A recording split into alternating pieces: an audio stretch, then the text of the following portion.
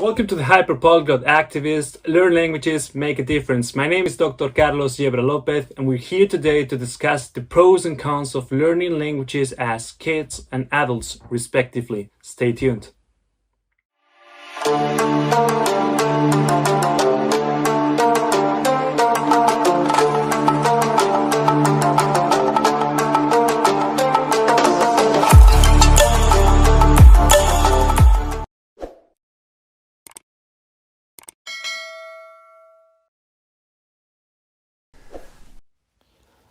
Now, let's talk first from the neurolinguistics perspective. As regards to early stage development, there is what we call the critical period hypothesis, CPH for short. This is defined as a period of heightened plasticity when the brain can easily make new neural connections in response to all kinds of information. This typically happens from the age of around 4 years old to puberty. Now, whereas a few years ago, most studies claimed that the critical period takes place from very early, from say 2 years old even, till 6 or 7 years old. Later studies nowadays tend to extend that period into puberty. In any case, all studies converge in the idea that the critical period is particularly important when it comes to phonology, the sound system. There is only a limited number of years in which somebody can get acquainted with the sound system to the extent to which an L1 speaker does. Language learning in this period is mostly unconscious, is absorbed intuitively from the environment,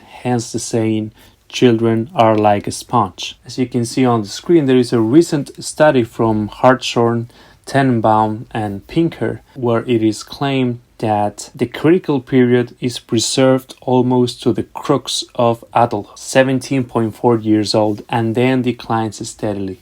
Now, this is when most people stop thinking about the question of whether it is easier or better to learn languages as a child than as an adult. Hence the assumption that kids learn faster, better, etc. However, there is only a very limited part of the picture.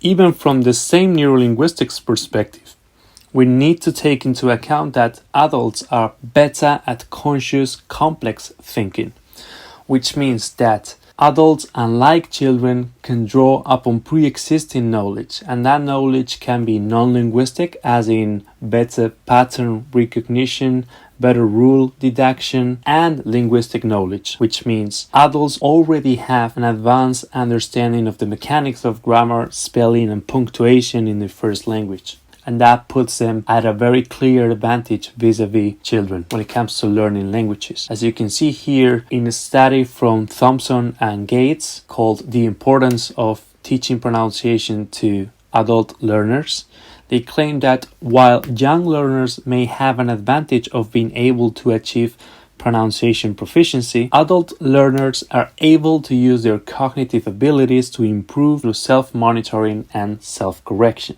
Think about this. Some adults can become fluent in a matter of months in a given language, whereas it usually takes kids until they're 5 or 6 before they can even speak their first language fluently. That's why Richard Sincott, Lang Focus, and many others have emphasized that, contrary to common assumption, learning languages like kids does not work. It is impractical because we are renouncing to so many things that we can do as adults that speed up our learning.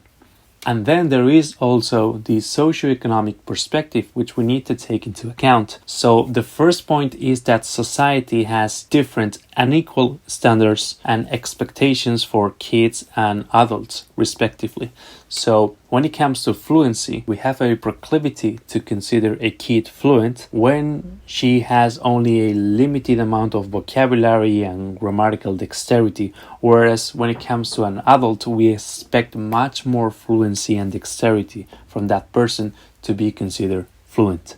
Then there is also neoliberalism. There seems to be a recurring marketing hype according to which kids learn languages the sooner the better, and an enormous amount of money goes into this industry, which prompts parents to invest a lot of money into early language development, which in turn generates more kids that know how to speak languages at an earlier stage, thus making it seem as though the younger the better. There is also the question of lifestyle, particularly civil and employment status, by which I mean that people who have families and full-time jobs have it harder when it comes to learning languages because simply they don't have enough disposable time in their hands, unlike children. As adults, we also have inhibition/sabotage issues that children are not subject to. Sometimes we are discouraged by people in our family or our society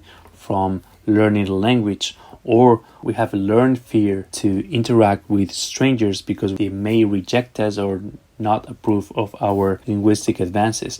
Incidentally, this is the same reason why adults are better at speaking languages when they have already consumed some degree of alcohol, because it shuts down that inhibitory system that we as adults have developed so much more than children. And we have to factor in economic aspects, such as the fact that middle to upper class families encourage language learning in kids and see that as glamorous, whereas the same ability is not valued enough in society when it comes from poor kids or kids from poor families.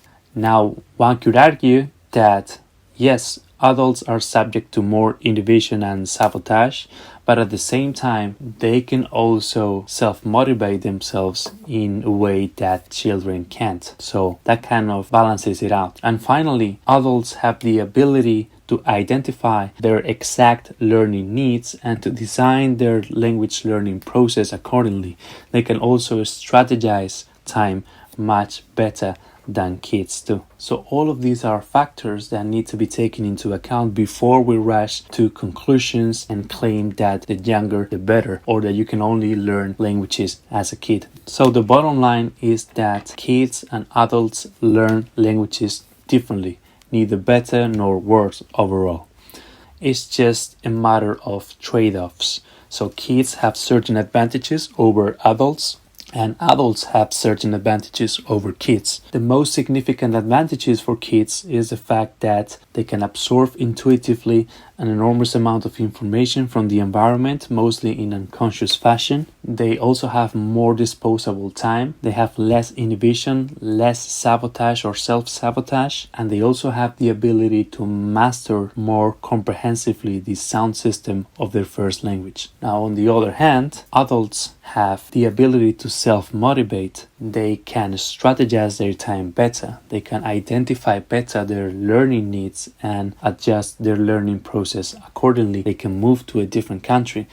They can make a lot of decisions that will put them in the best possible position to learn that new language. And neurologically, they can draw upon pre-existing knowledge, whether that knowledge is linguistic or non-linguistic.